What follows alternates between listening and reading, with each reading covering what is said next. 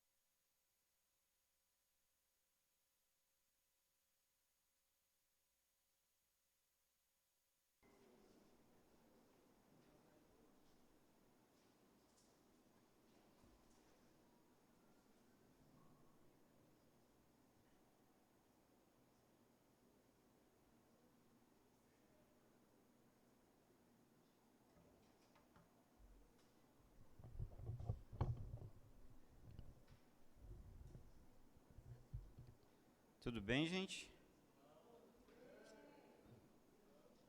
Esse jeito espalhado assim de sentar é uma técnica que eu ainda não entendi bem qual que é.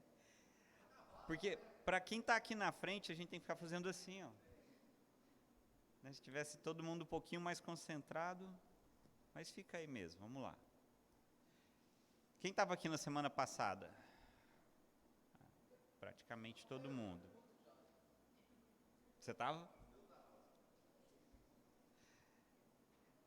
Quem se lembra o nome dos livros que eu indiquei na semana passada? De um cara. Além dos livros da Bíblia, eu indiquei um livro, né? Hoje eu trouxe para vocês verem, né? Eu indiquei dois, na verdade. Um eu só comentei, o outro eu dei mais detalhes. Um deles é esse aqui, Mais que um Carpinteiro, né? Hoje o Asaf não veio para poder fazer a venda dos exemplares, né? Mas a gente já deixa encomendado para a próxima reunião. Então, beleza? Mais que um Carpinteiro. Um outro livro que ajuda muito a gente nesse conteúdo que a gente está vendo aqui é esse aqui, ó. Fundamentos Inabaláveis. Esse livro é muito, muito bom. Quem me indicou esse livro foi seu pai, Samuel. Ele me indicou esse livro é uma bênção. Tem um capítulo aqui que trata desse assunto que a gente está vendo aqui, a visão panorâmica da Bíblia, ou pelo menos como a Bíblia se formou, como ela foi constituída. Há aqui no índice desse livro, e aí, às vezes, pelo índice, a gente já vê o quanto o assunto pode ser interessante, mas olha um assunto que tem aqui no livro, que toda hora alguém deve perguntar isso para vocês. Deus e o mal. Não é algo que já apareceu nas discussões com vocês? Se Deus é bom, por que existe o mal? Não é? Esse livro fala de macroevolução, e vocês devem estar vendo isso na escola, principalmente os secundaristas, né? Ainda fala secundarista, quem está no segundo grau? Acho que não, né? Aqui fala da origem da vida, do cosmos, da verdade, das cosmovisões, da lei, da justiça. Muito bom, fundamentos inabaláveis. Na semana passada, vamos chegar até o slide em que eu parei na semana passada. E eu não sei se vocês se lembram, eu parei no ponto em que a gente falava de alguns cumprimentos da Bíblia. A gente dizia que as profecias da palavra de Deus, elas têm um cumprimento histórico ou imediato e um cumprimento imediato ou profético, que se projeta para o futuro. Né? E a gente falou da penha descalvada. Quem se lembra desse assunto? Não? Quem não estava não tem como lembrar. Né? Se lembra da penha descalvada, que é a cidade de Tiro. Aí, Tiro. E depois eu falei da destruição de Jerusalém por um general, né, que depois se tornou imperador, um general romano de nome Tito. E eu mostrei para vocês a imagem do arco de Tito. Eu comentei com vocês, né, que é um monumento que existe hoje, e lá tem alto relevo nesse arco mostrando as cenas da destruição de Jerusalém, fazendo com que aquilo que Jesus falou em Marcos 13, em Mateus 24, Mateus 25, se cumprisse no longo da história. Jesus falou assim, olha, vai acontecer, não vai passar essa geração sem que, e ele fala assim, tudo isso aconteça. E tudo aquilo que Jesus falou aconteceu. Nilton, joga para frente até esse slide para mim, eu não me lembro bem qual é o número dele. Pode ir. A gente falou da Bíblia de Gutenberg, falamos dos 66 livros, 44 escritores, os locais onde a Bíblia foi escrita. A gente falou da idade dos livros do Velho Testamento, da idade dos livros do Novo Testamento. E aí a gente falou dos cumprimentos proféticos da palavra de Deus. A gente falou de Tiro, a gente falou do pequeno Apocalipse de Mateus, e foi onde a gente parou, e agora a gente vai entrar na origem dos livros e nas divisões que a Bíblia tem. Vamos lá? Então, pode passar, Nilton, por favor. Já vimos esse conteúdo, esse também. Pode continuar. A penha descalvada, as imagens da cidade de Tiro sendo destruída, como ela se tornou hoje apenas um enxugadouro de redes, como a Bíblia dizia, ela que era uma grande cidade na época de Jesus, o arco de Tito, a destruição de Jerusalém, né, por Tito, e agora a gente vai ver Cristo nas Escrituras. Pode passar, mais um. A revelação de Cristo e as Escrituras. O que é mais importante da gente encontrar nas Escrituras? Tem uma pergunta que talvez eu possa fazer, que é a pergunta mais importante do Velho Testamento. E fazendo essa pergunta, talvez eu possa levar vocês para o lugar que eu quero. Mostrar para vocês Cristo nas Escrituras. Qual é a pergunta mais importante do Velho Testamento? Daqui uns dias eu vou pregar sobre isso no culto de domingo. Alguém sabe dizer? Qual é a pergunta mais importante do Velho Testamento? Vocês lembram que havia um menininho, um jovem talvez, carregando a lenha, o pai dele levava o cutelo e eles iam em direção a um monte para que um sacrifício se estabelecesse. Você lembra dessa história? O que o menino pergunta para o pai dele? Pai, a lenha está aqui, o fogo, mas onde está o cordeiro?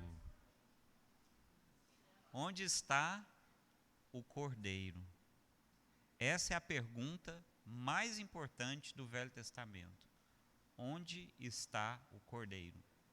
Sabe quem respondeu a essa pergunta? Essa pergunta foi respondida por João Batista. Um dia ele viu Jesus passando e disse assim: eis o cordeiro que tira o pecado do mundo. Entenderam? Isso é muito importante que a gente entenda. Toda a Escritura está escrita para essa verdade se revelar. Quem é o cordeiro? Onde está o cordeiro? E a gente pode apontar para o cordeiro. Não como João Batista fazia. Ele apontava para fora de si, quando via Jesus passando. dizendo: aquele lá é o Cordeiro de Deus que tira o pecado do mundo. Ele dizia que ele não era digno de, curvando-se, desatar-lhe as sandálias. Ele podia tocar em Jesus. Ele batizou Jesus. Ele sabia quem Jesus era. Sabia desde que ele era um bebê no ventre da mãe. Se lembram dessa cena? Quando Isabel, grávida de João Batista, vê Maria, já grávida de Jesus, pelo Espírito Santo. Quando elas se aproximam uma da outra, o bebê no ventre de Isabel, João Batista, se mexe. Porque viu, sentiu, percebeu aquele cordeiro que ele seria o precursor dele. Jesus é o objetivo da palavra. Se você não encontrar Jesus no Velho Testamento, você vai ser apenas um judeu. E eu não estou aqui a criticar o judaísmo. Se você não encontrar Jesus em Gênesis, nos Salmos, é a mesma coisa de ler Apocalipse e não ver, não perceber, não entender, não conhecer Jesus. Eu precisava que vocês gravassem isso. Qual é a maior pergunta do Velho Testamento? Eis aqui a lenha, olha o cutelo, mas onde está o cordeiro? E o Novo Testamento vai responder dizendo que Jesus é o Cordeiro de Deus que tira o pecado do mundo. Amém? Próximo slide. Vamos ver o que as Escrituras nos dizem sobre isso. Esse quadro aí dá uma ideia para a gente de como que o Velho Testamento, o Novo Testamento e Jesus inserido neles revelam para nós essa história que eu estou tentando contar para vocês, de Jesus presente em todas as Escrituras. Está vendo aí no alto desse infográfico que o Velho Testamento é uma preparação. O Velho Testamento está construído de uma forma que ele vai anunciar o meio pelo qual Deus vai trazer a salvação para todo o mundo. Wilson, mas o Velho Testamento não fala em salvação para os judeus? Não. Ele também fala em salvação para os judeus. Mas quando Deus promete a Abraão que eles seriam uma grande nação, e fala para Abraão assim: olha as estrelas do céu e conta-as. E Deus tem um senso de humor, né? Se é que podes. Pois assim como são numerosas as estrelas no céu, assim também seriam, na promessa de Deus a Abraão, a descendência de Abraão. Deus vai mais longe, ele fala assim: olha a areia da praia do mar. Assim vai ser numerosa, como os grãos de areia, a sua descendência. E aí a gente começa a pensar, ora, uma nação tão fechadinha, que se casava só com ela própria, né? Um judeu só se casava com um judeu, um hebreu não se misturava com as nações ao redor de si, uma nação pequena, num lugar não tão promissor, né? Não tinha os recursos naturais que o Brasil tem, não tinha extensão territorial que talvez a América tenha, ou a Eurásia tenha. Alguém sabe onde é a Eurásia?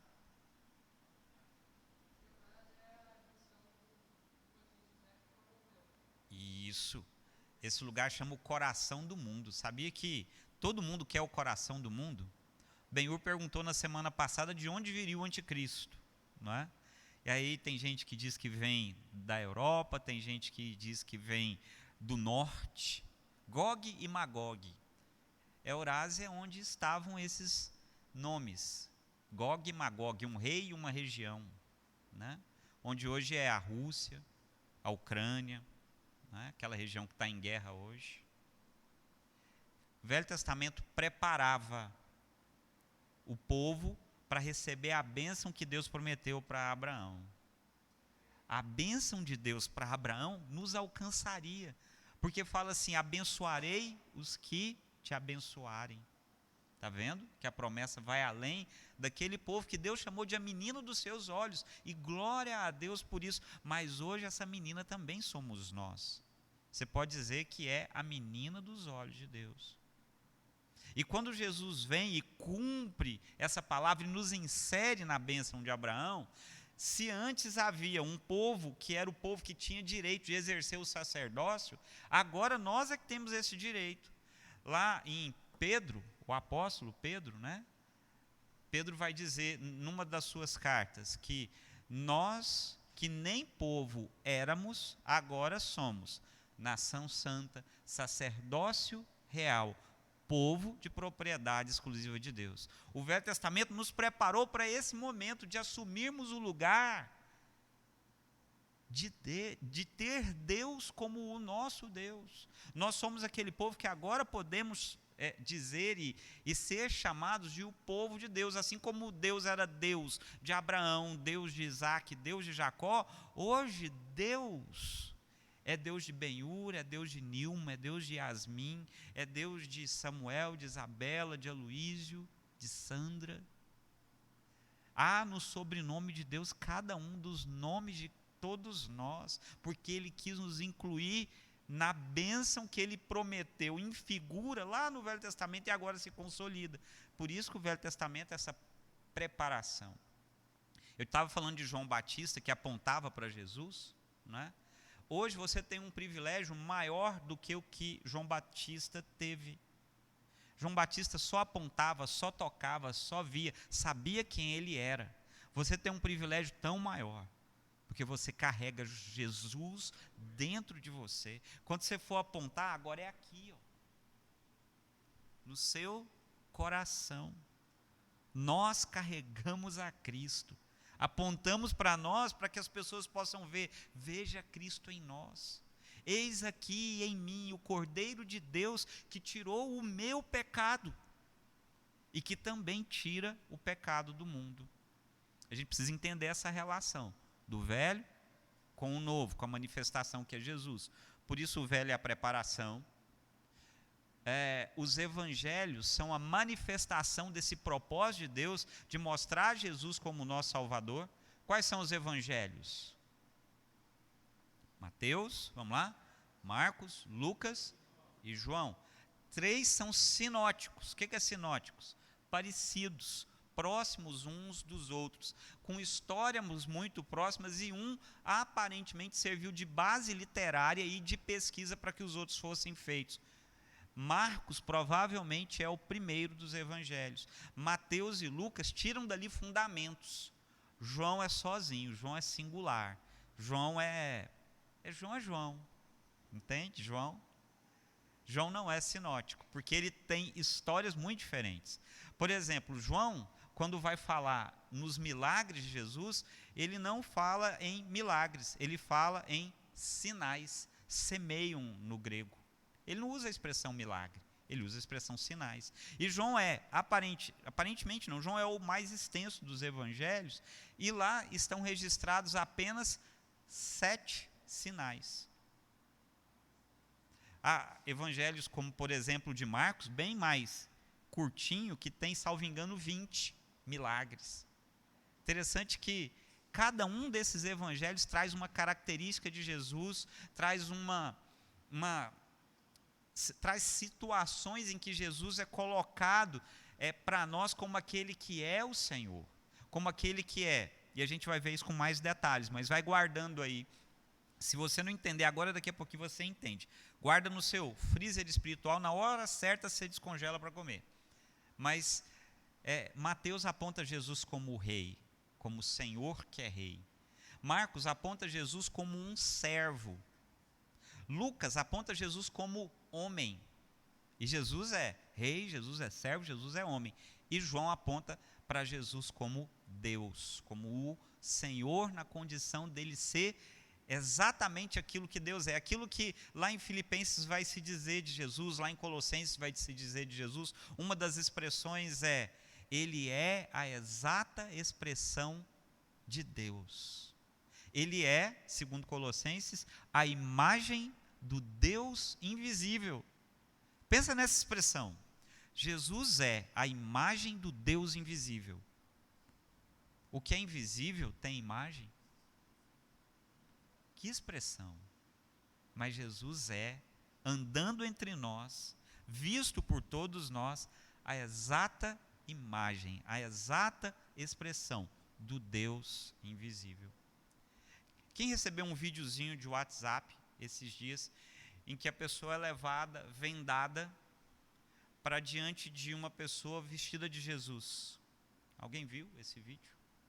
Só eu que vi.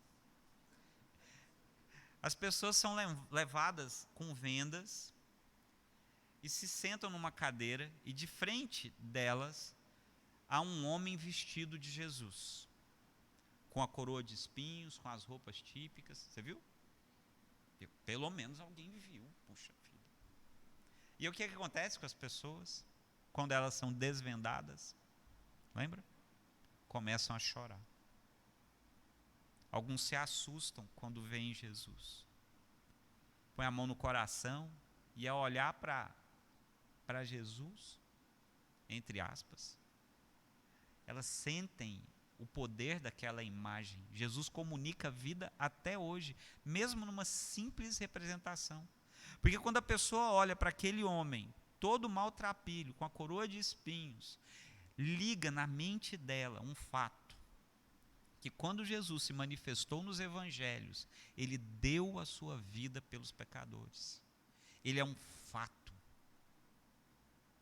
Quase todo o mundo reconhece a existência histórica de um homem que morreu numa cruz e que ressuscitou, e isso é fantástico. E os homens, após a ressurreição de Jesus, se animaram a morrer por ele. Quem torce aqui para o Flamengo? Só esses corajosos? Para o São Paulo? Para o Corinthians? Botafogo. Só uma família. Não conta. Só uma família. E aparentemente a matriarca não é botafoguense. Pela risada deu para perceber. É palmeirense? Não. Enrustida. Abafada, né? Entendi. Alguém que é muito fanático por futebol aqui se animaria a morrer pelo seu time? Não, né? Jesus morreu por nós. E os evangelhos contam sobre isso, sobre essa manifestação. O que mais? Esse ministério de Jesus, o que Jesus fez, depois que ele morre, ressuscita, ascende aos céus, é preciso ser de alguma forma expandido, propagado. E o livro dos Atos dos Apóstolos conta a história dessa propagação. E as cartas explicam esse ministério. E ali no centro desse infográfico tem a consumação de tudo. Quando esse Jesus voltar. Não há nada mais importante. Vocês aqui têm, talvez o mais novo aqui tenha 11, 12 anos, não sei. E o mais velho deve ser eu, ou a Luísa, não sei. Seu Luiz. Eu estou mais acabadinho, eu andei muito na estrada de chão com os vidros abertos, aí você desgasta muito, né, a carroceria. Todos nós aqui, do mais novo ao mais velho, a gente precisa muito, muito entender uma coisa, se a gente é cristão. Esse Jesus que a gente serve, que faz com que nós venhamos para cá todos os domingos, que faz com que nós tenhamos hábitos como aqueles que o mundo lá fora não tem, e a gente deveria ter. Por exemplo, o hábito de abrir as nossas Bíblias todos os dias e lê-la. O hábito de ler essa palavra, se ajoelhar e falar: Senhor, me explica o que o Senhor quis dizer a mim com esse texto. O hábito de se congregar, de dar as mãos, de tomar a ceia, de comemorar a Páscoa. A coisa mais importante que tem para nós que temos essa cosmovisão cristão é saber que Jesus vai voltar. Do mesmo jeito, a palavra fala isso no livro de Atos, Do mesmo jeito como aquela pequena multidão de 400, talvez 500 homens, viram Jesus subir ao céu entre meio às nuvens com os anjos, a Bíblia fala que do mesmo jeito como o vistes subir, também dos céus o vereis descer. Se você é crente, essa verdade tem que fazer parte da sua vida. Senão tudo que você fez até agora é apenas, me perdoe dizer assim, a religião dos seus pais, a religião que você aprendeu. A sua experiência com Cristo tem a ver com saber que Ele vai voltar. Por isso que Apocalipse fala da consumação de tudo. Quando Ele voltar para cá e estabelecer novos céus e nova terra. Tudo que você fizer, estudar, passar no vestibular, namorar, casar, ter filhos, tudo isso é importante. Mas mais importante do que a melhor vida que você possa imaginar ter, é saber que o seu Redentor vive e que Ele vai voltar. Amém? Vamos para frente? Mais um. Quais são as duas grandes divisões da Bíblia? Essa está fácil. O Velho Testamento e o Novo Testamento. Essa todo mundo acertou, hein? Se você abrir a sua Bíblia no meio, vai dar onde? Salmos. Muito bem. Quem abrir a Bíblia no meio exato vai achar o livro de Salmos. Se a sua Bíblia não tiver muito comentário no final, né, se for uma Bíblia normal, dessas comuns, né, sem ar-condicionado, sem direção hidráulica, essas mais, né, mais comuns. As Bíblias mais equipadas, elas de repente não dê certo essa técnica. Novo Testamento, começa em que livro? Termina em qual? Apocalipse. E o Velho, começa onde? E termina onde? Deu divergência aí, confere aí, é Zacarias ou é Malaquias? Tem um negócio na Bíblia muito importante que a gente precisa aprender a usar, chama índice. Já viu? Nas primeiras páginas tem a lista de todos os livros. Não dá para errar se você aprender essa lista, né? Pode passar. Como é que esses livros foram escritos? Vamos falar sobre isso. O Velho Testamento e depois o Novo. Vamos primeiro para o Velho. Está vendo esse papiro aí? Esse papel com esse senhor tentando descobrir o que está escrito aí? Esse é um trecho original de um manuscrito que ficou guardado numa caverna por mais de 2000 anos e foi descoberto entre os anos de 1947 e 1956, lá nas Campinas da Palestina, num lugar chamado Qumran, perto do Mar Morto. A gente vai falar um pouquinho disso aí. Pode passar. Qual que era a língua do Velho Testamento? Hebraico. Hebraico é uma língua fácil de falar, não é?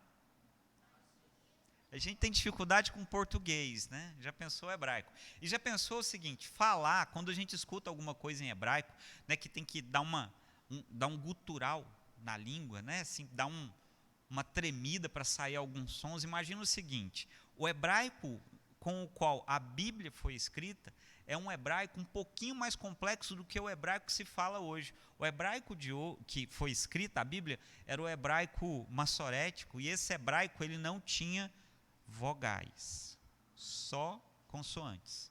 Dificultou um pouquinho aí? Imagina a dificuldade de entender essa língua. Como é que é o texto da Bíblia? Dos 929 capítulos do Antigo Testamento, praticamente todos esses 929 foram escritos nessa língua, no hebraico.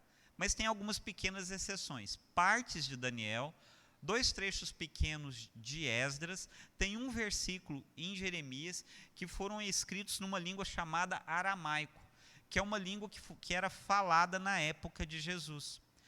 Alguém já viu algum filme em aramaico? Falado em aramaico? Não? Existe. Tem um filme chamado Paixão, né, em que o diretor é o Mel Gibson, que fala da Paixão de Cristo. Ele é falado em aramaico. Muito interessante.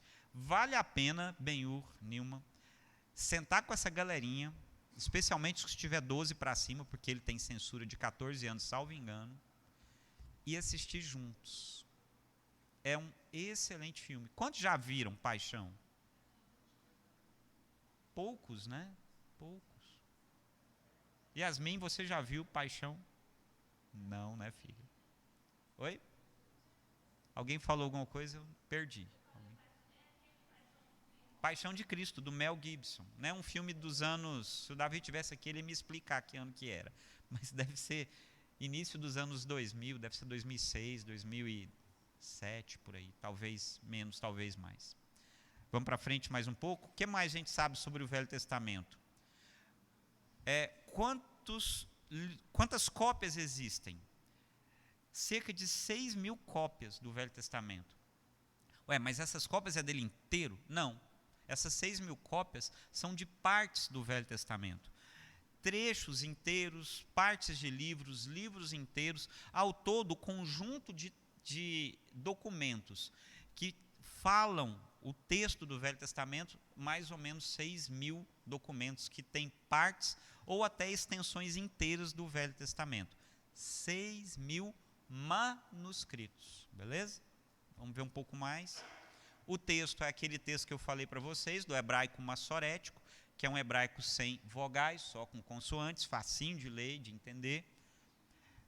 A versão mais conhecida do Velho Testamento se chama Septuaginta.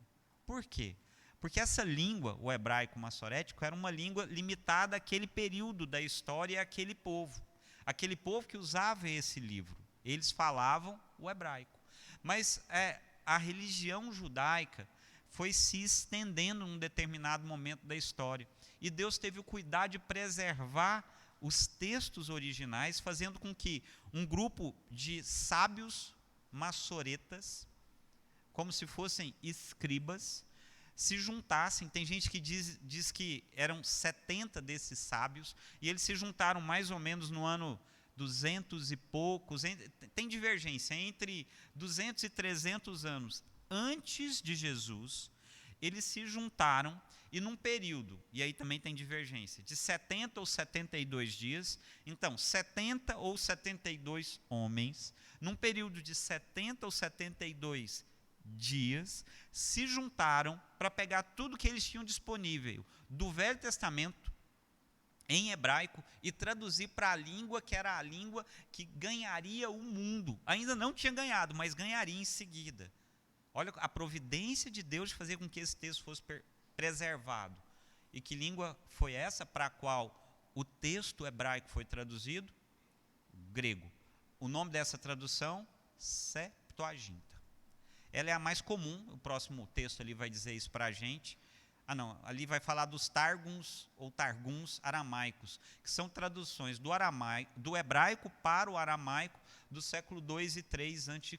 E por fim, pode passar, os manuscritos do Mar Morto são uma importante fonte de pesquisa, porque eles estão escritos em hebraico e foram traduzidos agora, mais recentemente, a partir de 1980, por aí. As primeiras traduções chegaram inteiras nas nossas mãos a partir dos anos 80, 1980, até 2000, 2001, 1991, teve um grande volume desses textos entregues para a população, para a comunidade científica, os manuscritos do Mar Morto. Eu vou entrar vai ter um momento só da gente falar dele, mas o Velho Testamento tem essas fontes aí, basicamente essas fontes. Pode passar, Newton. Eu quis colocar aí alguns dos textos disponíveis, né? Então, o texto massorético, que são diversos textos em hebraico, do Taná, que eu não sei bem se é assim que pronuncia, que são o Velho Testamento do judeu, né? O Velho Testamento que os judeus olhavam. E tem 2 exemplos desses textos massoréticos que estão disponíveis em alguns museus. O texto de Alepo, né, o Códice de Alepo e o Códice de São Petersburgo. Conhecido como Bíblia Hebraica, o Taná foi utilizado como base para várias traduções protestantes do Antigo Testamento, né? Inclui a Torá, os profetas e os escritos. Daqui a pouquinho eu vou explicar melhor o que é isso. Em torno do século VI, e o século VI da nossa era, né, 600 anos depois de Jesus, vários escribas judeus, eles se reuniram e começaram a juntar esses textos e guardar esses textos para um fim. Que fim? Preservar as escrituras. Pode passar mais um pouco. Os massoretas, né, escreveram a Bíblia de Massorá, examinando e comparando todos os manuscritos bíblicos conhecidos da época. O resultado desse trabalho, né, ficou conhecido depois como texto massorético, e o termo Massorá provém da língua hebraica, Messorá, e indica tradição. Tá? O massoreta era alguém que tinha por missão a guarda e a preservação da tradição. Daí, Massorá significar tradição. Pode passar. Esses principais textos disponíveis, né, eu pus uma imagem aí do Códice de Alepo. Tá? Essa imagem é a imagem desse texto mesmo, e ele é mais ou menos do ano 600 da nossa era. Pode passar. Então, quais textos a gente tem do Velho Testamento? O primeiro que eu falei foi a Septuaginta, né? O nome vem de uma suposta versão da Bíblia hebraica, traduzida, né, para o grego koiné, que é um grego popular, e que teria sido traduzida entre o 3º e o 1º século antes de Cristo. Aonde? Na Alexandria. A tradução ficou conhecida como a versão dos 70, ou Septuaginta, palavra que significa 70, ou ainda LXX, em numeral romano, 70. Não é? Pois 70 ou 72 rabinos trabalharam nela e, segundo a lenda, teriam completado a tradução em 70 ou 72 dias. A Septuaginta foi um dos conjuntos de textos mais usados para diversas traduções da Bíblia, seja a Bíblia católica, seja a Bíblia protestante. Tá? Tornou-se o Antigo Testamento da Igreja e foi altamente estimada pelos cristãos primitivos, de modo que muitos escritores declararam-na inspirada. Os cristãos recorriam a ela constantemente em suas controvérsias com os judeus, e os judeus lá pelas tantas rejeitaram essa versão, entendendo que ela estava mais presente entre os cristãos do que entre os judeus propriamente ditos. Pode passar. Mais um. Enter. Aí outro pedacinho, né, de um texto disponível. E esse pedacinho aí é justamente dos manuscritos do Mar Morto. Como é que é a história dos manuscritos do Mar Morto? Alguém já ouviu falar? Depois da Segunda Guerra Mundial, já era 1947, enquanto lá no que seria hoje a ONU, né, se discutia o que ia fazer para compensar os judeus pelo extermínio nos campos de concentração de quase 6 milhões, alguns falam em mais de 6 milhões de judeus. Um menininho, um beduíno, cuidando dos rebanhos, joga uma pedra dentro de um buraco e escuta um vaso se quebrando. Ele se esgueira, buraco adentro, e encontra vários potes de barro, e dentro esses pedaços, vários pedaços de pergaminhos. Haviam ali pergaminhos que são feitos de pele de cordeiro, esticada, e se escrevia nela, e também papiros, que a origem do papel que a gente tem hoje era o papiro, era feito de um vegetal, né? Uma espécie de cana bem fininha, ela não era suculenta como a nossa cana, né? Mas era um vegetal que eles partiam ele abrindo e batendo, e ele dava essa forma de papel, e eles conseguiam escrever no papel, né? Pode passar. O que tinham nesses jarros, né? Nessa primeira caverna tinham alguns jarros, depois outras e outras cavernas foram descobertas, salvo engano são cerca de 20 cavernas, e em torno de 900 manuscritos bíblicos com textos da idade de pelo menos 1000 anos antes dos textos massoréticos. Então, olha só, os textos massoréticos que deram origem aquilo que a gente tem hoje em mãos da Bíblia, tirando a Septuaginta, né, que foi no século III a.C., mas os textos massoréticos são, em sua maioria, do século VI. Esses textos descobertos nessa caverna, né, 1947, está perto de nós, próximo a gente aqui. Eles eram de 1000 anos mais antigos do que os textos maçoréticos.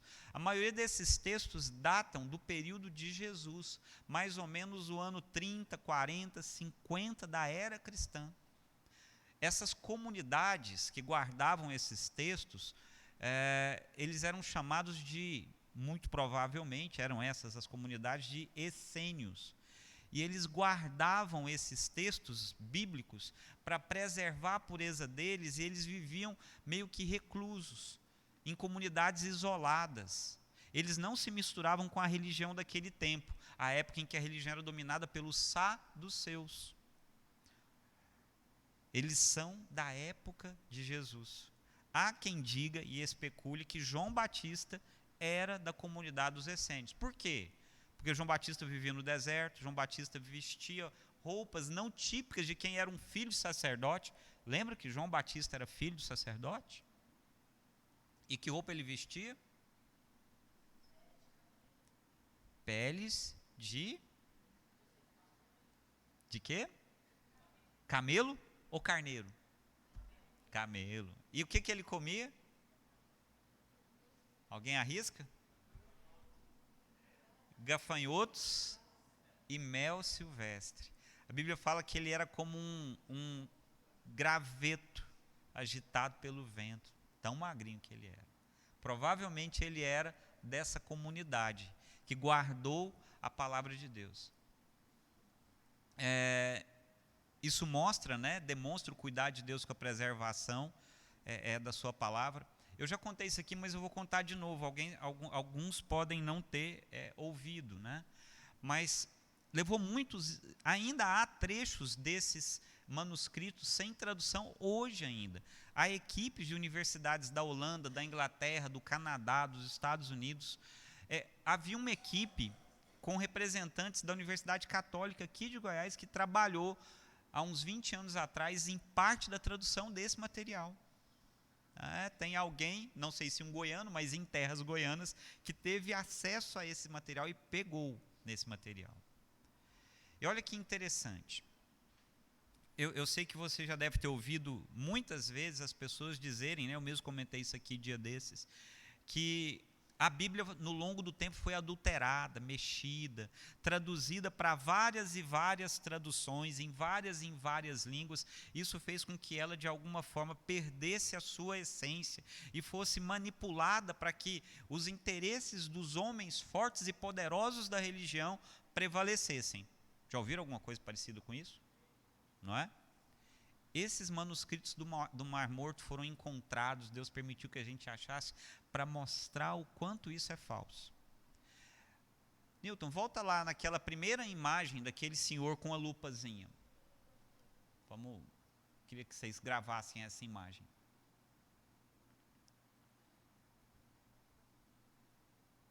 Aí, pode voltar mais um pouquinho. Está vendo esse pedaço aí de papiro? Essa imagem é de um dos papiros que estavam dentro desses jarros, descoberto por esse menininho que jogava pedra nas coisas. Não estou orientando ninguém a jogar pedra, viu? Mas esse pedaço de texto aí é uma parte do livro de Isaías. Vários livros do Velho Testamento, partes de vários livros, foram encontrados nessa caverna. Mas há um pedaço. Alguém está com a mão levantada?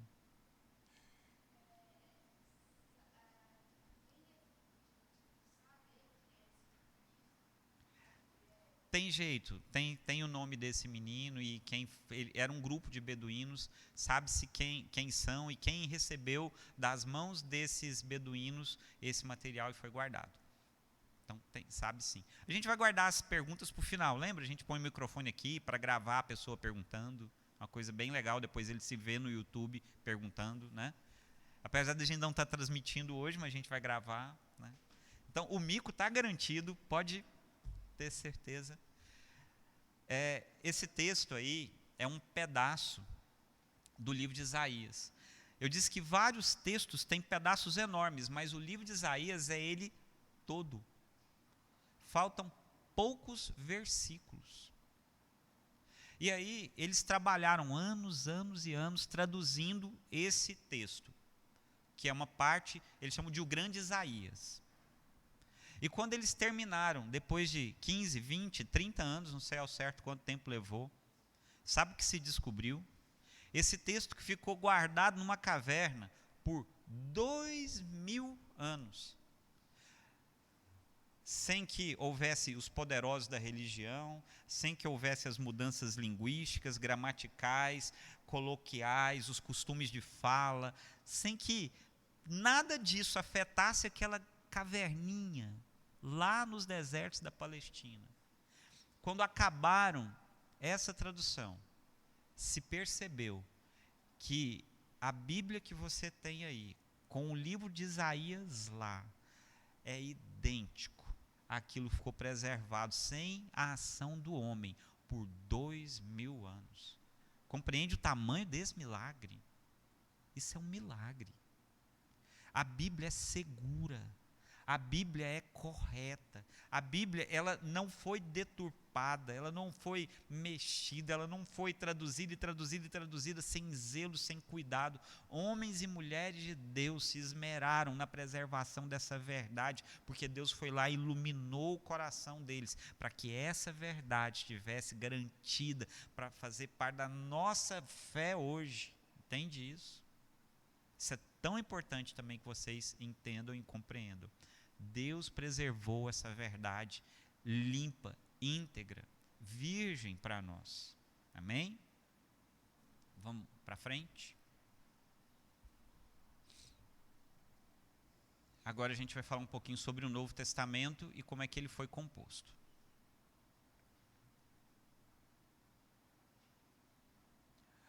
Língua. O grego. Quantos manuscritos há do Novo Testamento? 5.000 cópias. Wilson, cópias? É, cópias. Aí lá atrás do Velho Testamento é o quê? Cópia. Cópia também. Ah, não tem nenhum que é original? Você não achou a carta de Paulo à igreja de Éfeso? Não, ninguém achou. Ninguém achou o texto original que Lucas escreveu, do Evangelho de Lucas ou de Atos? Não, ninguém achou. Existem cópias dos textos originais. Ah, mas como é que vai saber que é o original, que copiou do original? A quantidade de cópias, os centenas de papiros que decorrem dessas mais de 5.000 manuscritos, atestam para a gente que essas cópias são verdadeiras, porque elas estão escritas do mesmo jeito que as centenas de cópias mais antigas, mais novas. Vamos lá? Vamos ver um pouco mais sobre o Novo Testamento. Existem diversos códices, e códices são cópias inteiras, de livros inteiros, né? São milhares de manuscritos, né? E quais são os principais textos disponíveis do Novo Testamento?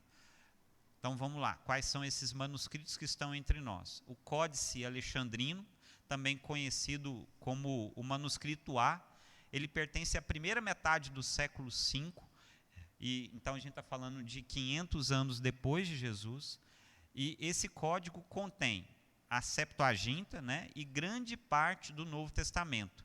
Este é um dos mais completos manuscritos gregos antigos da Bíblia. Este manuscrito recebe o nome de Alexandria, ou Alexandrino, né, porque acredita-se que ele foi escrito lá, em Alexandria. Tem um filme que é muito interessante vocês verem, que fala de Alexandria. O filme é um filme antigo, não muito antigo, que chama Ágora. Já viram esse filme? Não? Depois eu passo para vocês. Mas assiste primeiro o Paixão, né? Vamos lá. Próximo. O Códice Vaticano, ele também é conhecido como manuscrito B, né? Pertence ao século IV da nossa era, né? Foi considerado por estudiosos o melhor manuscrito grego do Novo Testamento. É um dos manuscritos mais antigos da Bíblia, pensando num códice, né? Numa cópia inteira. Tem todo o Novo Testamento, né? Século IV. Ele é ligeiramente mais antigo do que o Código Sinaítico, que é um dos manuscritos uniciais, isso é, escrito apenas com letras maiúsculas, né?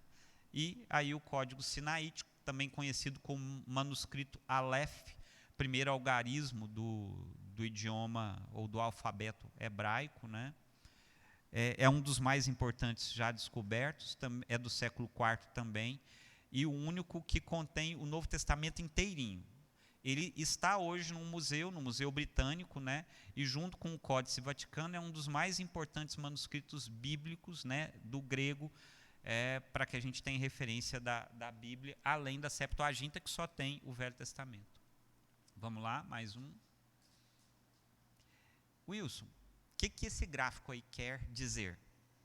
Porque eu falei para vocês que a gente só tem cópia, a gente não tem o original, né? Para a gente ter certeza que um texto é um texto bíblico, que é um texto verdadeiro, que esse texto ele tem um valor histórico, precisa estar presentes alguns requisitos. O texto ele tem que estar bem perto do fato histórico. As cópias têm que estar bem perto em tempo do fato histórico, da pessoa que o escreveu. Quanto mais perto essa cópia tiver do fato histórico, segundo os estudiosos, salvo engano é filólogos, o nome das pessoas que estudam isso, mais próximo da verdade aquele texto é. Nesse exemplo que eu estou colocando aí para vocês no gráfico, eu não sei se vai ficar claro, mas o Novo Testamento tem mais ou menos 6.000 cópias, pouco mais de 5.000 cópias, pedaços de cópias ou cópias inteiras, códices, né? E a obra que tem um pouco mais de cópias dela e que ninguém duvida é a Ilíada. Quem escreveu a Ilíada? Alguém sabe? Homero? Homero. Sabe quantas cópias há da Ilíada? Em torno de 650 cópias da Ilíada. A diferença no gráfico é boa, não é? Bem grande a diferença, não é isso? Os escritos de Heródoto, que estão ali no finalzinho, ó, sabe quantas cópias existem deles? 8, 9. Os escritos de Demóstenes têm 20 cópias. No gráfico ele nem aparece. E o que eu queria deixar assim mais claro para vocês é que essas cópias que a gente tem do Novo Testamento, elas estão bem perto do fato histórico. Talvez o gráfico não esteja revelando bem isso para vocês, mas quando mais perto desse eixo aqui, mais próximo está do fato. As cópias de Homero, né, da Ilíada, estão distante dele pelo menos uns 900 anos. Enquanto que os textos do Novo Testamento distam do fato histórico, alguns, os mais antigos, pode passar, vai mostrar isso para a gente, pode passar. Esse fragmento que aparece aí, ó, de John Hylands, não sei se é assim que pronuncia, ele é mais ou menos do ano 125. Se eu tiro 30, ele tem quantos anos do fato histórico? 195, 90. Vamos lá, vamos apelar 100 anos do fato histórico. Nada na história da literatura antiga é próxima disso. Isso é outro milagre histórico. Sabe que esse fragmento aí, ele tem pequenos trechos do capítulo 18 de João. Capítulo 18 de João está lá nesse fragmento, datado de 125 da nossa era. É muito perto. Essa pessoa que tinha esse pequeno manuscrito, ele teve provavelmente contato com João. João deve ser o último dos livros do Novo Testamento a ser escrito. Ele deve ter sido escrito mais ou menos no ano 90 da nossa era, quando Jerusalém já tinha sido destruída. Ano 90. Esse fragmento é o espaço de uma vida, 30 anos, do texto original. Esse papiro de Bodmer, é do ano 200. Ele tem 40 páginas de João, Judas, Lucas, 1ª e 2ª Pedro. Pode passar. Do Novo Testamento a gente tem também o Códice Efraimita, que se originou também na Alexandria, por volta de 354, depois ele foi levado para a Itália em 1500, e essa senhora aí, a Catarina de Médici, mãe e esposa de reis franceses, comprou em 1533. Ali tem o que tem nele, né? O Códice Beza também é importante, né? Ele foi chamado de Códice de Cambridge. Ele foi transcrito em 450 ou 550, tem dúvidas quanto a isso, né? E é o mais antigo manuscrito bilíngue, porque ele tem tanto grego como latim na sua transcrição, tá? É uma curiosidade interessante. Depois a gente tem o Códice de Washington, ele é do século IV ou início do século V. Acho que não... Depois vocês podem... Eu passo esse por WhatsApp para vocês colocam no grupo para vocês lerem em casa, só são questões de curiosidade. Eu acho que a gente pode passar. Meu tempo está acabando. Deixa eu mostrar uma coisa interessante para vocês. Uma coisa importante é você entender, captar aqui nesse negócio que chama cabeça, como é que a Bíblia funciona, como é que ela está escrita, como é que ela está localizada. Caleb, que bairro você mora? Que bairro você mora? Parque das Laranjeiras. Em que região da cidade? Sul, sudeste, sudoeste? Sudeste, né? Sudeste da cidade. Yasmin, você mora em que região da cidade? E agora? Não sabe. Você também mora na região sul da cidade. Lá onde você mora chama-se Aparecida de Goiânia, está ao sul de Goiânia, né? Quem mora no norte de Goiânia aqui? Deixa eu ver. Ninguém. Ninguém mora no Guanabara aqui. Não? É longe, o Guanabara é longe. Tem alguém aqui, Abonado, mora na Aldeia do Vale, região norte de Goiânia? Não? Não. Se você souber onde é o norte, o sul, o leste, o oeste, não facilita você achar o seu endereço? Você olha para o sol, né? Se for de manhã e o sol estiver do seu lado direito, e você vai estar virado para onde? Para o norte ou para o sul? Ixi, fugir a aula de geografia.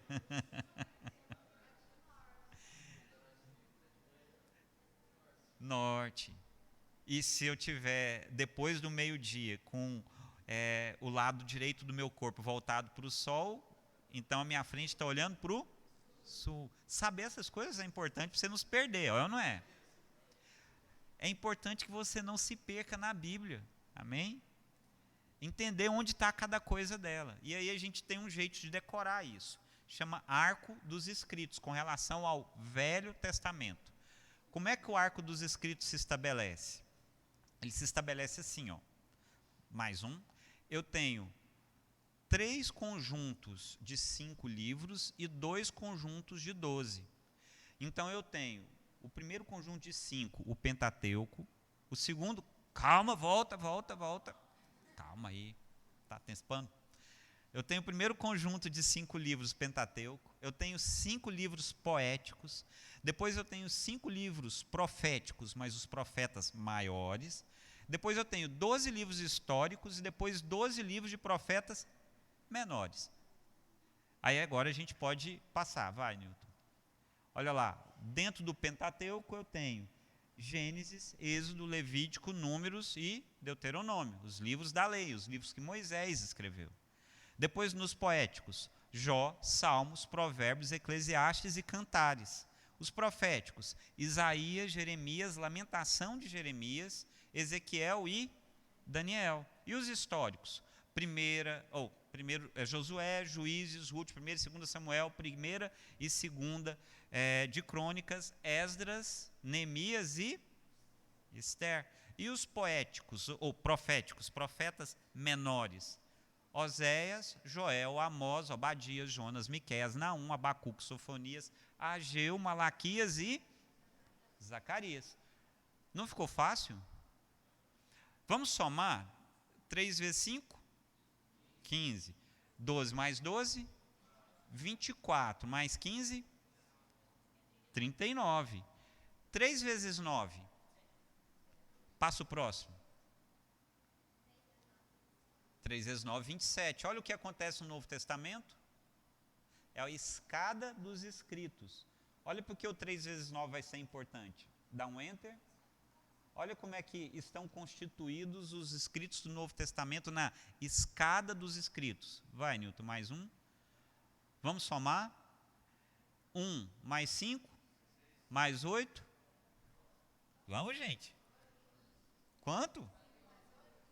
15. Mais 13? Hã? Vocês somaram certo aí? Como assim? Como assim? Vocês tudo fugiram da escola?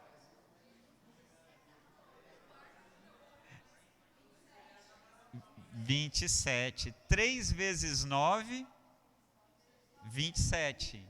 O Novo Testamento tem, então, que é a multiplicação de 39. 3 vezes 9, 27. Está certa essa conta? Tá? Tá, tem que estar. Vamos passar, como é que eles estão divididos? Gente, soma aí nos dedos, tá certo ou não tá? Ah, ufa. Olha lá como é que eles estão divididos. Eu tenho um livro profético, eu tenho 5 livros históricos, eu tenho 8 epístolas gerais e eu tenho 13 epístolas de Paulo, ou paulinas. Qual que é o profético do Novo Testamento? Apocalipse. E os históricos?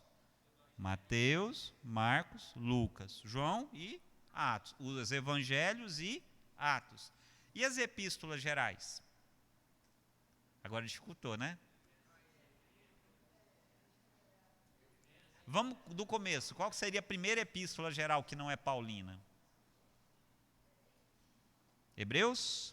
Depois. Vamos passar para ficar mais fácil? Passa aí, Nilton. Apocalipse, Mateus, Marcos, Lucas e João. E olha as epístolas. A primeira das epístolas que não são paulinas, Hebreus. Depois Tiago, que é o irmão do Senhor Jesus.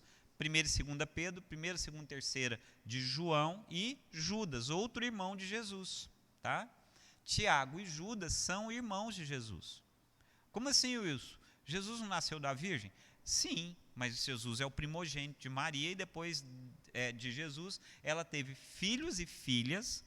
E esses filhos e filhas vão aparecer em algumas ocasiões do Novo Testamento. E 2 desses filhos de Maria, meio-irmãos de Jesus, não é? Já que Jesus não é filho natural de José. Esses meio-irmãos de Jesus vêm para o Evangelho depois e 2 são proeminentes, são importantes, inclusive escrevem 2 livros, Judas e Tiago. Inclusive Tiago é, quando a gente lê o livro de Atos, aquele que preside, diferente do que a gente pensa, acha que é Pedro, mas quem dá a palavra final no primeiro concílio da igreja primitiva é Tiago. E as epístolas paulinas? Romanos, 1 e 2 de Coríntios, Gálatas, Efésios, Filipenses, Colossenses, 1 e 2 Tessalonicenses, 1 e 2 Timóteo, Tito e Filemão. Entenderam? O norte, o sul, o leste, o oeste da Bíblia aí. Então vamos recordar aqui. O que é o arco dos escritos? O Velho Testamento. 3 grupos de 5 livros, volta lá, Nilton. E 2 grupos de 12. Nos 3 grupos, os 5 primeiros livros, o Pentateuco, Gênesis, Êxodo, Levítico, Número, Deuteronômio. Depois os livros poéticos, não é? Jó, Salmos, Provérbios, Eclesiastes e Cantares. Depois os profetas grandões, os profetas maiores, Isaías, Jeremias, Lamentações de Jeremias, Ezequiel e Daniel. E os históricos, Josué, Juízes, Ruth, 1 e 2 Samuel, 1 e 2 Reis, 1 e 2 Crônica, Esdras, Neemias e Esther. E os profetas menores, Oséias, Joel, Amós, Obadias, Jonas, Miqueias, Naum, Abacuque, Sofonias, Agias, Malaquias e Zacarias. Lembrando que o índice da sua Bíblia tem todos esses livros. Tá? E a escada dos escritos, o grupo de 1, 5, 8 e 13, que dá 27. 3 vezes 9? 27. 39 mais 27 são 66 livros. Beleza? Benhor, eu tenho até que hora? Não, passei da minha hora? Tá. Tá ok. Vamos só mais um pouquinho, senão fica muito conteúdo para a próxima reunião. Os irmãos me dão mais 10 minutinhos e a gente abre depois para perguntas, tá bom? Olha uma coisa que é importante, e que eu comecei a reunião falando disso, né? Qual a pergunta que eu fiz hoje, que é a pergunta mais importante do Velho Testamento? Onde está o Cordeiro? Quem é que faz essa pergunta? Isaac. Para quem que ele faz a pergunta? Para Abraão. Né? Onde está o Cordeiro? E a resposta é João Batista que dá: eis o Cordeiro de Deus que tira o pecado do mundo. Quem é o Cordeiro? Jesus. O Velho Testamento revela Jesus. Então vamos ver um pouquinho sobre isso. Abre aí no Pentateuco e a gente vai ver um texto que fala de Jesus. Gênesis 1. Disse Deus: façamos o homem à nossa imagem, conforme a nossa semelhança. Domine ele sobre os peixes do mar, sobre as aves do céu, sobre o gado, sobre toda a terra e sobre todo réptil que se move sobre a terra. E criou Deus o homem à sua imagem, a imagem de Deus o criou, homem e mulher os criou. Cadê Jesus aí? No verbo colocado no plural com o sujeito oculto. Não está oculto o sujeito do verbo? Façamos. Nós vamos fazer. A Bíblia não tem palavras desnecessárias. Quando Deus diz no plural, é porque Ele é uma entidade plural. Na teologia eles chamam isso de a figura trinitária ou trinitariana de Deus. O Deus trino, Deus Pai, Deus Filho e Deus Espírito Santo. Um dia, um missionário, eu já contei isso aqui de outras vezes, pensava, ao explicar sobre... Gente, eu sei que falta pouco tempo, mas tem jeito de dar uma baixadinha no ar, que tem algumas coisas que estão congelando aqui em mim. Estou vendo que tem outras pessoas com frio, Isabela ali está com frio. Bem, hoje, já que você está aí atrás, se você conseguir trazer um copinho de água para mim, irmão, por favor. Eu esqueci de pegar. Olha só, um dia um missionário entre os índios teve dúvida se conseguiria explicar para os índios como era a figura de Deus, que num único ser haveria um Pai, um Filho e um Espírito. E para nós mesmos explicar que Deus é três não é uma tarefa muito fácil. E ele foi e explicou da melhor forma que ele podia fazer, tentando dizer que o Filho tinha suas funções, o Pai as suas ainda, e o Espírito ainda as dele. E lá no meio daquela explicação, o missionário meio preocupado com a capacidade dele de explicar para os índios que Deus era Pai, Filho e Espírito Santo, que Deus era o Deus que pode dizer, façamos. E incrédulo, ele pergunta para os índios, depois que ele dá aula sobre a figura trinitariana de Deus. Entenderam? E um dos índios levanta a mão, mais ou menos igual a Yasmin fez ali agora há pouco, antes da hora, e fala assim,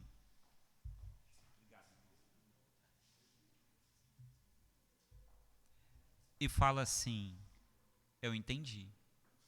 E ele, ainda incrédulo, fala assim: então explica para a gente. E o índio diz para ele: Deus é como um fogo de 3 paus. Entende a figura? Na simplicidade do índio, ele conhecia as fogueiras. E Deus para ele, em sendo Pai, Filho e Espírito Santo, é como se da fogueira se tirassem 3 gravetos pegando fogo. O fogo é um só, mas há ali 3 gravetos. Eles se fundem e eles se distinguem. Entende isso? Esse é Deus, o Pai, o Filho e o Espírito. A gente podia ir longe falando sobre isso, mas eu quero ficar só nos exemplos do Pentateuco. Queria pedir para vocês abrirem nesse texto que está aí, na referência do slide, Gênesis capítulo de número 15. A gente vai ler esse pedacinho, e com esse pedacinho eu encerro hoje, já pensando que talvez a gente vai precisar de 4 reuniões, viu, Benhuri e Nilma? Gênesis no capítulo 15.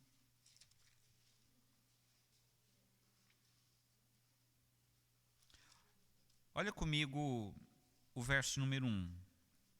Depois destes acontecimentos, e tinha sido o encontro de Abraão com Melquisedeque. Depois desses acontecimentos, veio a palavra do Senhor a Abraão numa visão e disse: não temas, Abraão, eu sou o teu escudo, e o teu galardão será sobremodo grande. Respondeu Abraão: Senhor Deus, que me haverás de dar se continuo sem filho, e o herdeiro da minha casa é o Damasceno Eliezer, ou Eliezer? Disse mais Abraão: a mim não me concedeste descendência, e um servo nascido na minha casa será o meu herdeiro? A isto lhe respondeu logo o Senhor, dizendo: não será este o teu herdeiro, mas aquele que será gerado de ti será o teu herdeiro. Então conduziu-o para fora e disse, nós já falamos desse texto aqui hoje, né? Olha os céus e conta as estrelas, se é que podes. E lhe disse: será assim a tua posteridade. E ele creu no Senhor, e isso lhe foi imputado para a justiça. Disse-lhe mais: eu sou o Senhor que te tirei de Ur dos caldeus para dar-te por herança essa terra. Perguntou-lhe Abraão: Senhor, como saberei que hei de possuí-la? Naquela época, quando 2 homens faziam uma aliança, eles precisavam que essa aliança fosse confirmada. Hoje, quando alguém quer fazer um compromisso com alguém, o faz mediante um instrumento formal. O nome desse instrumento é contrato. Os contratos servem, me ajuda aí, doutora, para estabelecer direitos entre as partes, para entender o que cada parte tem numa relação. O nome disso é bem feio, é sinalagma. Os contratos têm cláusulas para que cada um tenha e reconheça os seus direitos e suas obrigações. Naquela época também era assim. Os direitos e as obrigações, quando alguém fazia um contrato, precisavam estar, de alguma forma, marcados em algum lugar. Mas eles não tinham os papéis que a gente tem hoje, eles não tinham as formas de assinatura que a gente tem hoje, eles não assinavam por um negocinho desse tamanhozinho que chama token. Já viram? Assinatura digital, né? Eles não tinham isso. Eles tinham que achar um jeito de estabelecer uma aliança. E aqui Deus está falando para Abraão assim: Abraão, eu vou fazer uma aliança com você. E Abraão fica assim: tudo bem, Senhor, mas como é que vai ser isso? Essa é a pergunta de Abraão. Como é que vai ser essa nossa aliança, esse nosso contrato? Olha a pergunta de Abraão para Deus aí. Perguntou-lhe Abraão: Senhor Deus, como saberei que hei de possuir a terra? O verso 9 está dizendo assim: respondeu-lhe o Senhor. E o que o Senhor disse para ele? Toma uma novilha, uma cabra e um cordeiro, cada qual de 3 anos, e uma rola e um pombinho. Ele, tomando todos esses animais, partiu-os pelo meio e lhes pôs em ordens as metades umas defronte das outras, e não partiu as aves. As aves de rapina desciam sobre os cadáveres, porém Abraão as enxotava. O que aconteceu aqui? Naquela época era comum pegar animais, partir esses animais ao meio, bem no meio, parte no meio da coluna vertebral, fica uma banda, como a gente vê os porcos lá na roça, né? Você já ganhou uma banda de leitor, Aloysio? Muitas vezes, né? Fica uma banda de um lado e uma banda do outro lado.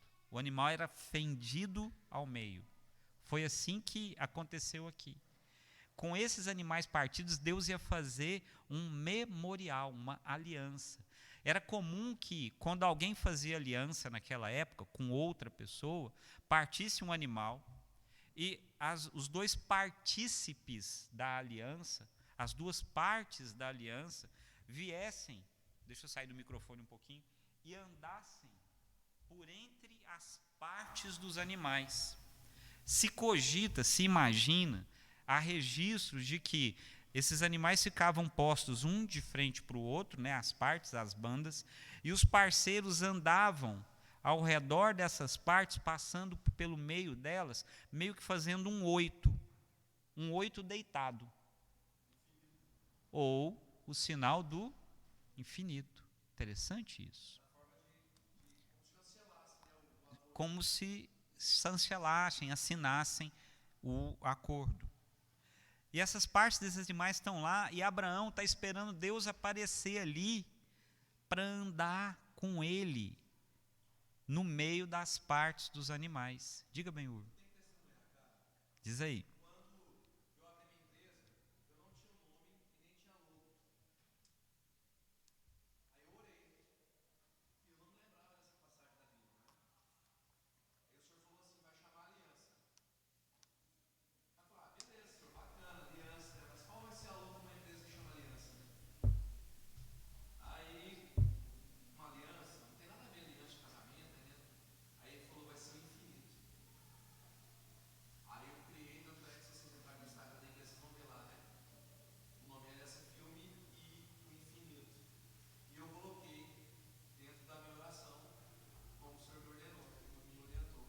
Amém. E aí o Juliano estava lá em casa. Você sabia que tem essa passagem na Bíblia? Eu até na hora que eu brinquei com ele, falei assim, não lembro não, né? Falei assim, tem. E era usado para chancelar os acordos, né? Aí ele foi lá em Gênesis, né? E mostrou, tipo, tá vendo? É o símbolo da aliança e o nome é aliança. Então assim, foi uma experiência sobrenatural, né? Deus ainda fala, né, Ben-Hur?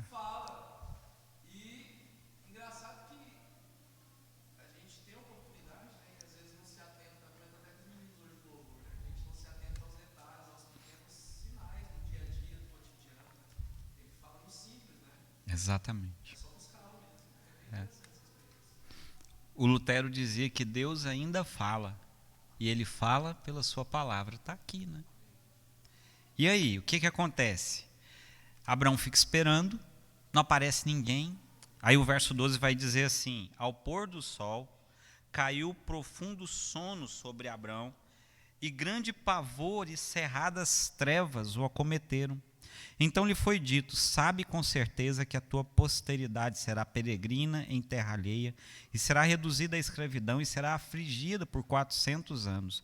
Mas também eu julgarei a gente que a tem de sujeitar-se, e depois sairão com grandes riquezas, e tu irás para teus pais em paz, e serás sepultado em ditosa velhice.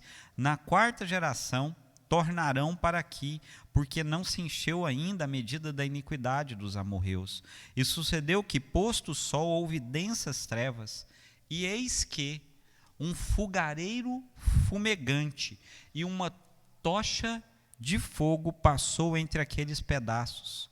Naquele mesmo dia fez o Senhor aliança com Abraão, dizendo: à tua descendência dei essa terra, desde o rio do Egito até ao grande rio Eufrates, o queneu, o quenezeu, o cadmoneu, o eteu, o ferezeu, os refaíns, o amorreu, o cananeu, o girgazeu e o zebuseu.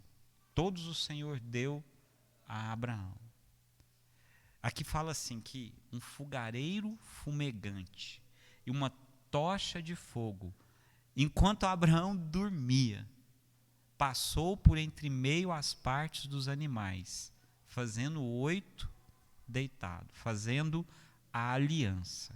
No lugar de Deus apareceu alguém lá, que era como que Jesus em Apocalipse. Como é que Jesus aparece lá em Apocalipse?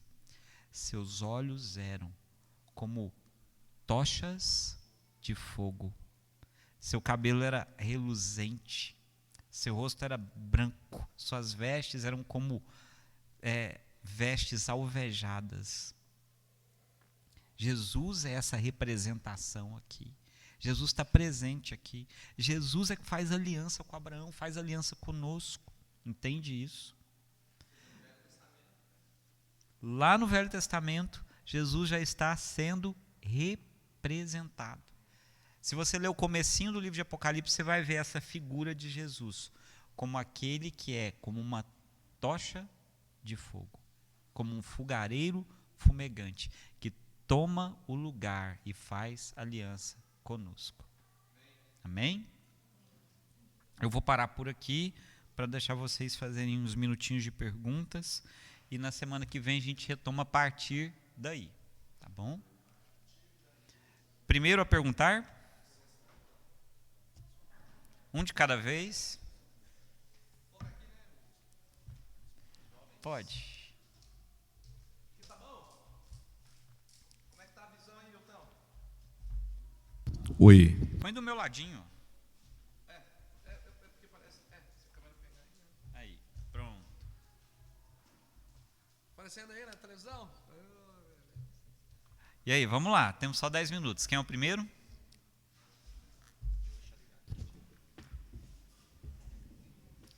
A Nilma. A tia pode perguntar? Pode sim. Até anotei aqui na hora que estava falando, né?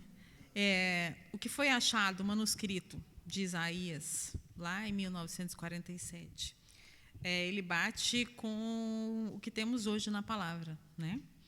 Então, é porque os maçoretas escreveram e provavelmente eles colocaram... Ah, como é que foi parar lá, né? É porque, na verdade, ele foi para lá. Mas Isaías já foi escrito, já estava escrito. Tá, vamos lá. Quando é que o livro de Isaías foi escrito? Isso é importante. Você fez uma relação que eu não tinha pensado em explicar. O livro de Isaías foi escrito mais ou menos no ano 600 antes de Jesus. E ele estava disponível para a comunidade religiosa daquele período, né? Isaías foi escrito antes do desterro para a Babilônia, né?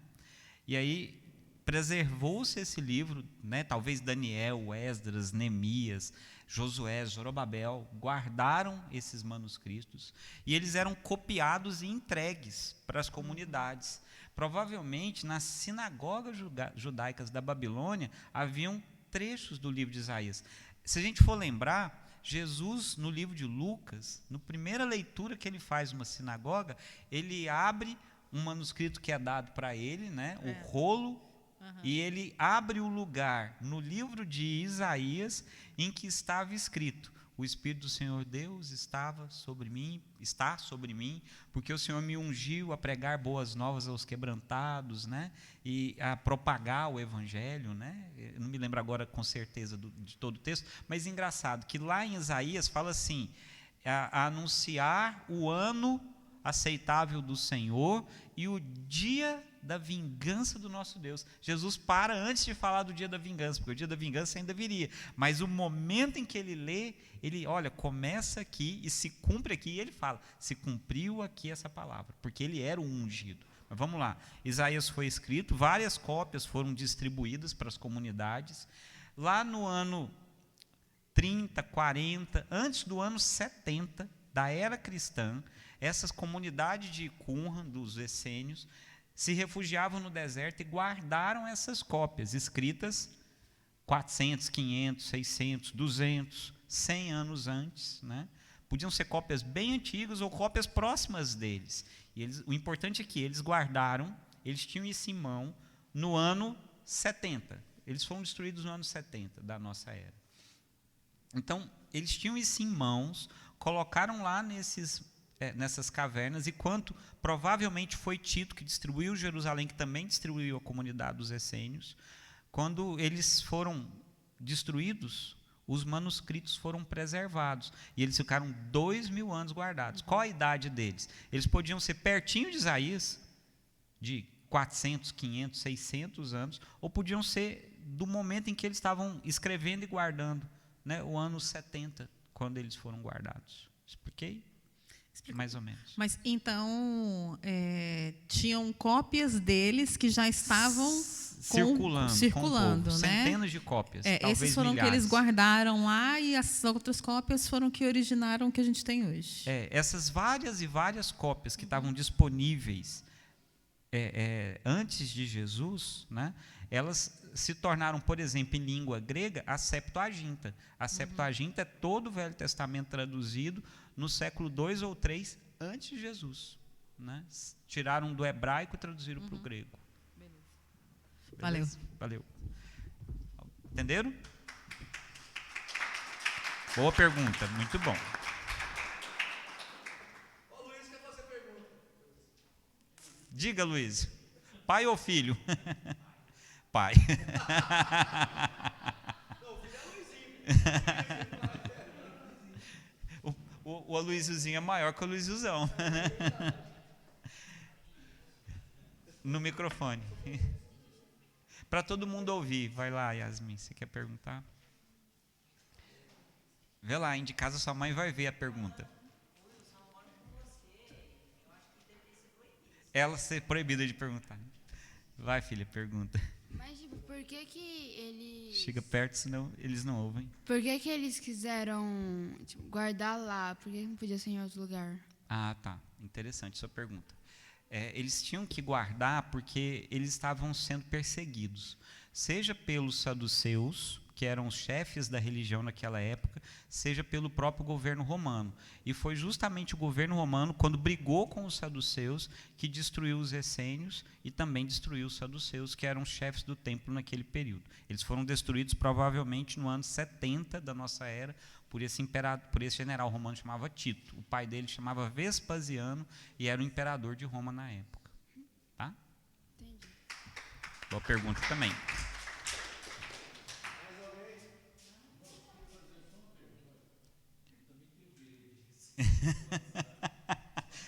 Tem, eu passo. Eu passo, Luiz. Amém, irmãos? Volta só na parte que tem do Velho Testamento, que tem todos os livros na divisão lá, Pentateuco. Aí. Arco dos Escritos.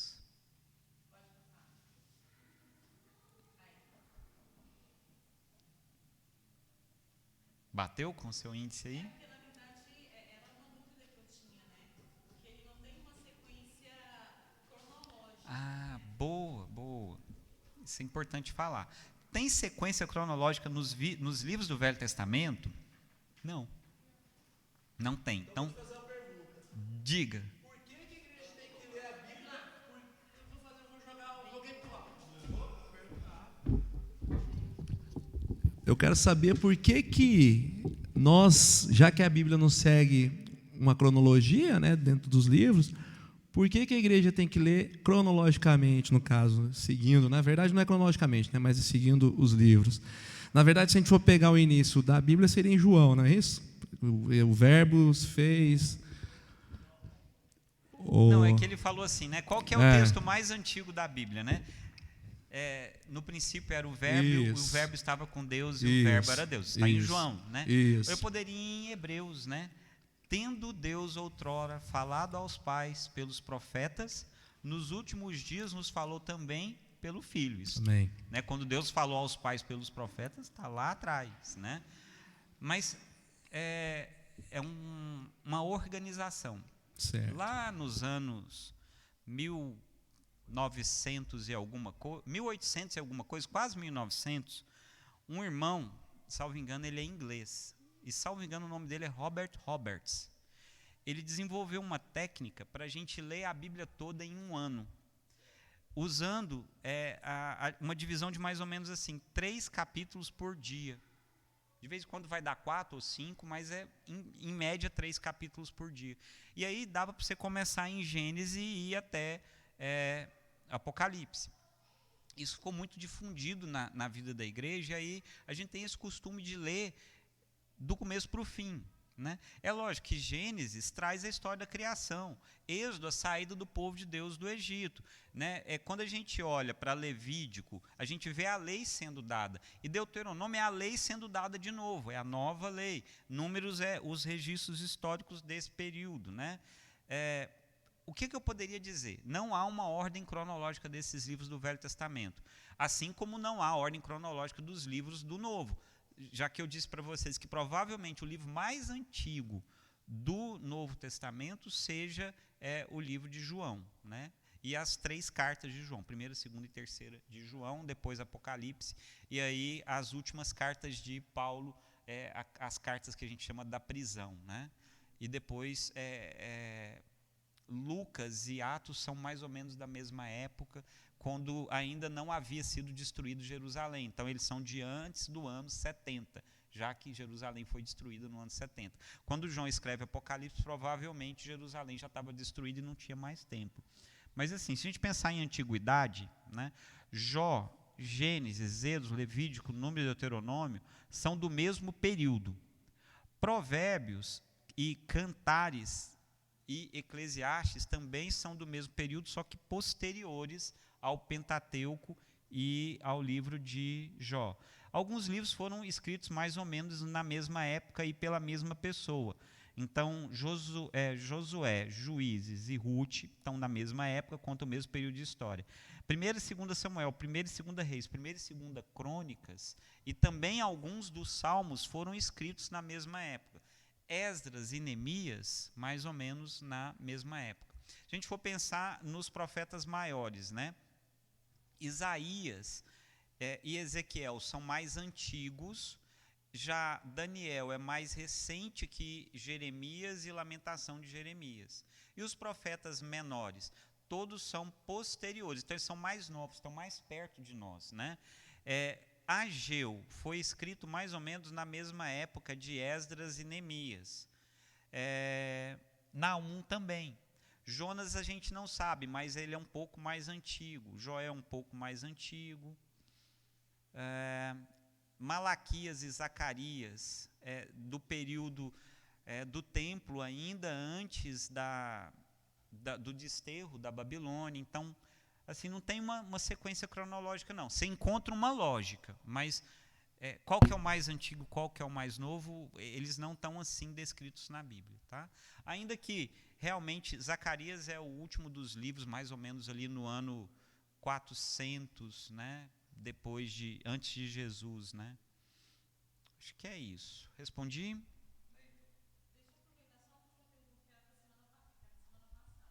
Diga.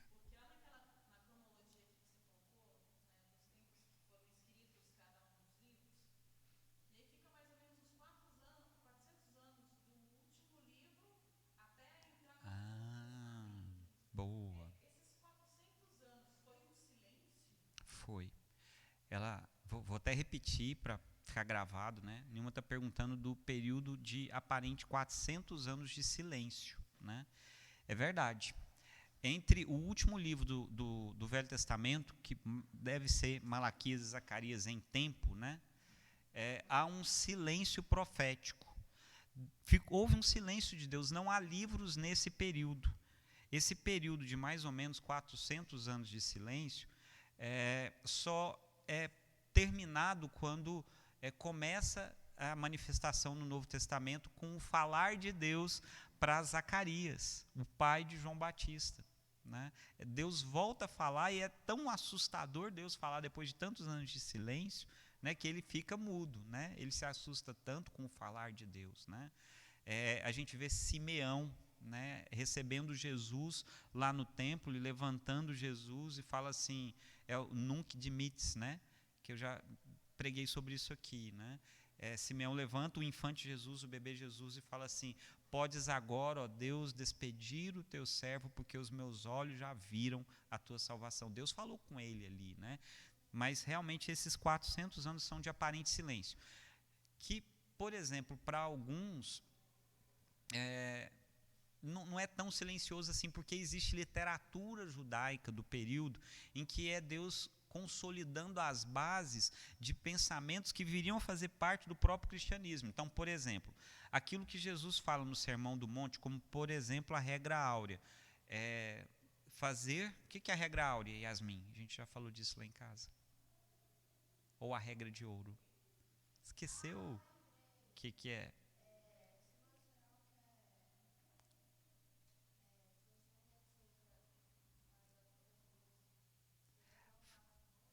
É bom falar no positivo e não no negativo. Não faça para o outro o que você não quer que faça para você, mas é fazer para o outro aquilo que você quer que seja feito para você. Essa é a regra áurea.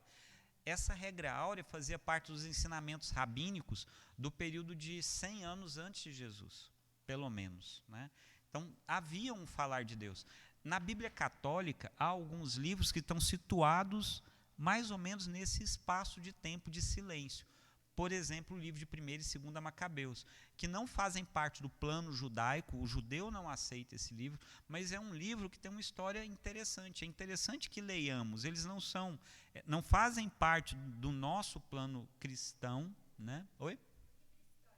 É um livro histórico, né? É um livro que é importante a gente ler, porque há menções à fé ali. Há momentos em que a gente vê o agir de Deus na vida de Judas Macabeus, por exemplo, né?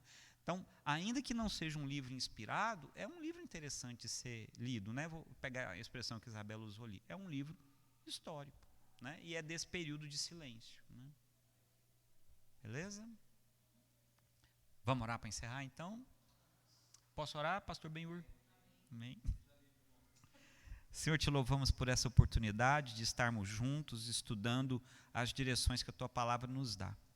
Nos ensina, Senhor, a entender essa Tua Palavra, como conhecemos, Senhor, a nossa cidade, o nosso estado, como temos entendimento de norte, sul, leste e oeste. Nos faz ter entendimento de como o Senhor fala conosco através da Tua Palavra. O Senhor ainda fala e fala por ela, então queremos Te ouvir, queremos ouvir a Tua voz por meio da Tua Palavra. Ensina a cada um de nós a Tua Palavra e o amor por ela. Coloca, Senhor, um desejo intenso nos nossos corações de Te conhecer pela Tua Palavra. Que cada um desses jovens, Senhor, sejam tocados por ela e que o Senhor possa incomodá-los, despertar no coração deles, Senhor, um desejo intenso pela Tua Palavra, por Te conhecer melhor, por ouvir o Senhor, ouvir a Tua voz. Fala aos corações deles, Senhor. É a nossa oração em nome de Jesus. Amém. Amém.